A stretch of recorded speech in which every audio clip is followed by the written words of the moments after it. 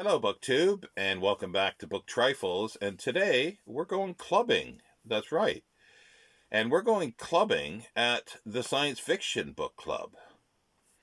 The Science Fiction Book Club was started in 1953, but it was on the backs of the Book of the Month Club, which was started in 1926.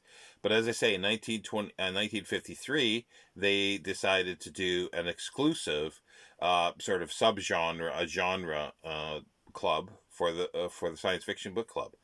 Now, they outward appearances were that they looked the same as the trade hardcover edition, same artwork, so it looked the same. However, it didn't have a price in it, and the copyright page did not say first edition or editions or printings or anything like that. That was taken away for the most part. I think there were a few mistakes along the way. It was smaller in size, and the front edge pages were untrimmed, and they were like deckled page edge. You can't really see that there too much, I don't think, but they're deckled edges.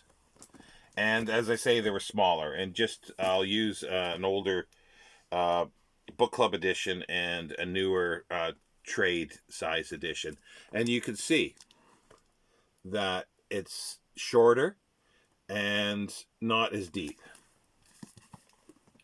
Also, right from the beginning, they started printing book club edition on the front flap, where in the trade edition it would be the price. And that continued until 1989. And then that was discontinued, the printing of the book club edition in the front. And as I say, that's the same place as the price was. So you get at times, these are clipped, price clipped, or the corners clipped, but it's not price clipped in the sense for a book club edition.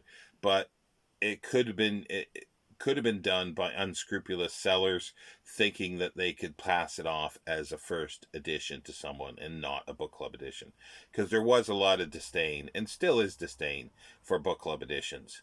But also too, there are other things that happened. Now in 1958 they introduced something called the gutter code. Now, that's a little code that was printed on usually the last printed page, but somewhere near the end, right near the spine. As you can see, that says N6, November 6th. Most of the time, it has a letter, letter and two numbers. And the letter and those numbers denote when that was printed. So if you have an old one, you can actually look up, for the most part, and find out what year that copy that you have in your hands was printed. However, in the case of this one where it says N6, November 6th, I have not been able to do that. As far as I can tell, N was used for 1970, so, or somewhere around that, from 64 to it could have been anywhere from 64 to 1970. Somewhere around there. But that was discontinued. They got rid of the gutter code in 1987.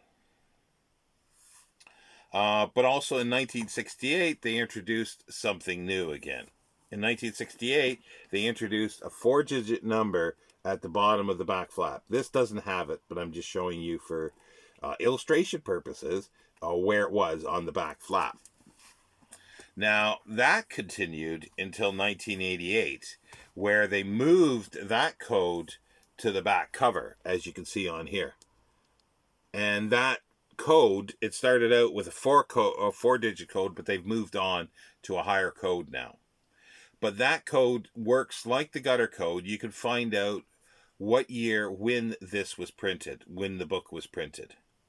As you can see, this is the back cover. There is no barcode, there is no ISBN on it. And that still remains the same. Once barcodes and ISBNs came in, they were never on, I'm pretty sure, never on the book clubs. And as you can see, a trade edition has the barcode and the ISBN. And so, therefore, up until, like, from basically 1958 to 1988, there were several ways of denoting whether it was a book club. Always the size and the front page edges untrimmed, saying book club edition in the front flap, and a gutter code until 1987, and then from 1968 to 1988, a code, a four-digit code in the back flap. And then after that, all that disappeared, and then there was just the code on from 1990 onward. There was only the code on the back of the jacket. And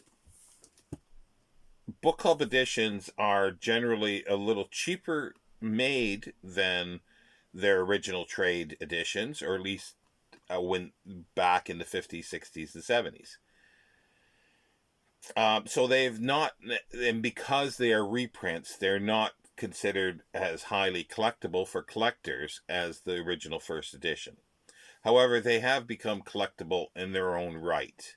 But there still is, or there has been, and still is, a bit of disdain for book club editions. However, I used to have a lot of disdain for them, but now over the last 10, 15 years, maybe even 20 years, I've begun to like them. Mainly because it's a good way to get a nice hardcover of something where you could never afford a first edition or anything else. And comparing the quality of the manufacturer to from then for the older ones to modern and current trade editions, the quality is better in the book club edition. So that has changed. And just a little bit more about this. Like in the 60s, they began, it started out as just literally reprints of their own, usually Doubleday, stuff that was published through Doubleday. And then in the 60s, they began to make their own hardcover editions of paperback originals. And also around that time, other publishers started doing other publishers as well. And this is where a little bit of, and there was different printers printing this stuff, so where errors cropped up with regards to, say, the copyright page and the printing. But I don't think that was quite rare. But I think there was other sort of inconsistencies thrown into the mix, we should say.